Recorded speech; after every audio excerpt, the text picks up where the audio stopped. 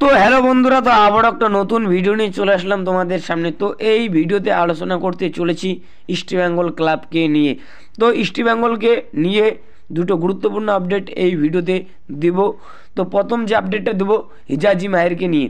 হিজাজি মাহিরকে কি সত্যি ইস্ট বেঙ্গল ছেড়ে দিচ্ছে নাকি রেখে দিচ্ছে, তো তোমাদেরকে এই ভিডিওতে বলবো। 2 নম্বর যে আপডেটটা দেবো তোমাদেরকে গুরুত্বপূর্ণ আপডেট হীরা মণ্ডলকে নিয়ে। তো ভিডিওটা কিন্তু গুরুত্বপূর্ণ হতে চলেছে, পুরো ভিডিও দেখার জন্য কিন্তু অনুরোধ রইল তোমাদের কাছে। আর ভিডিও ভালো লাগলে অবশ্যই একটা লাইক করে চ্যানেলটাকে সাবস্ক্রাইব করে দিও ইস্ট বেঙ্গলের সমস্ত রকম আপডেট পেতে। তো প্রথমে যে আপডেটটা দেবো গুরুত্বপূর্ণ আপডেট হিজাজি মাহিরকে নিয়ে।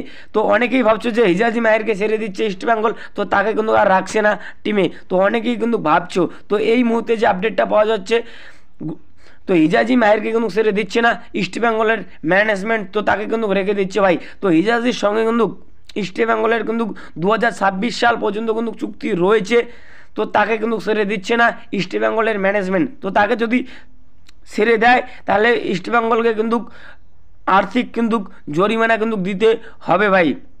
তো প্রত্যেকটা প্লেয়ার, প্রফেশনাল প্লেয়ার, তারা জরিমানা না নিয়ে কিন্তু ছাড়বে না। তো তাকে ছাড়লে ইস্ট বেঙ্গলকে কিন্তু আর্থিক জরিমানা কিন্তু দিতে হবে হিজাজিকে। তো যদি ছাড়ে, তো হিজাজির সঙ্গে কিন্তু 2026 সাল পর্যন্ত কিন্তু চুক্তি আছে ইস্ট বেঙ্গলের, তো তাকে কিন্তু না ছাড়ার চান্সটাই সব থেকে বেশি, তো তাকে ছাড়বে না।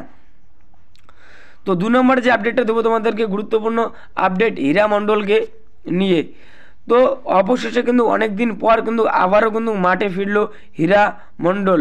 তো এবার কিন্তু রিকভারি কিন্তু শুরু করে দিয়েছে হীরা মণ্ডল ভাই। তো এতদিন তার রেস্ট নেওয়ার কথা ছিল, তো সেইভাবে কিন্তু তার রেস্ট নেওয়া কিন্তু হয়ে গেছে।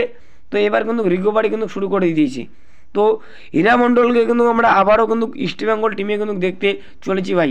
তো ইস্ট বেঙ্গল রিজার্ভ টিমের সিএফএলের ম্যাচ রয়েছে, তো সেই ম্যাচে কিন্তু আমরা হীরা মণ্ডলকে দেখতে পারবো। তো যদি ভালো খেলে তাহলে অস্কার ব্রুজনের যদি পছন্দ হয় হীরা মণ্ডলকে, তো হীরা মণ্ডলকে কিন্তু আমরা আবারও আইএসএলে দেখতে পারবো ইস্ট বেঙ্গলের জার্সি গায়ে।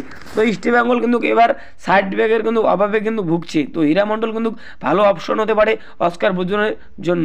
তো এটুকুই বলার ছিল এই ভিডিওতে।